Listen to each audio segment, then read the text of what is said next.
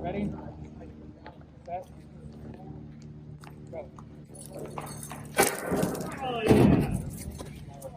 Good afternoon. I'm Staff Sergeant Redmond. I'm a reconnaissance team leader and 1st of the 501st Scouts, 425. So a scout platoon is going to do reconnaissance, so essentially get intelligence for the rest of the unit, however big or small that is, whether a company or a platoon size elements, and provide them with real life ground information on what they will see on the objective when they get there.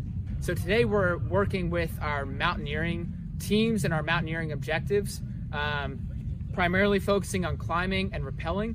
That will come into play later on in the mission set, possibly if we have austere conditions and a cliff is a perfect position to look at the enemy, get good eyes on, and then retrograde out of there by using rappelling techniques. First Lieutenant Hubert, 1501 HHC Scout Platoon Leader.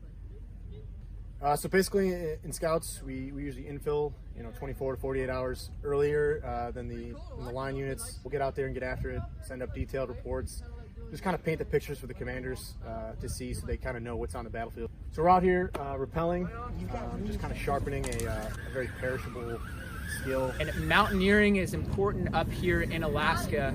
The game changes 100% when you're in mountainous terrain. Everything's harder to lift up the mountain, and it's always harder to come down the mountain as well.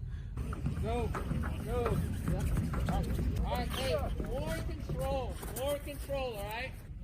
Yeah, so being an Arctic Airborne unit is pretty unique to us, and especially when it comes to mountainous terrain and you add snow and ice into the effect there, it makes everything that much more difficult. So we find it in our leadership to kind of push the guys a little harder, make sure they train harder, because everything's easy when you're comfortable, but as soon as you get out there in the cold, it makes everything harder. It challenges the mental aspect as well as the physical aspect. Yeah, so I think in Scouts our cohesion is unprecedented to any other platoon or company I've been in, because we just work in small teams and trust in the next level of leadership to get out there and operate independently. Okay. And for me as a platoon leader, it's cool to see that my guys go out there with no oversight and just kind of how they operate together in working with other companies. And it's cool to see. It's a tight group. We all get along great together, and it's pretty awesome to have a job in this platoon.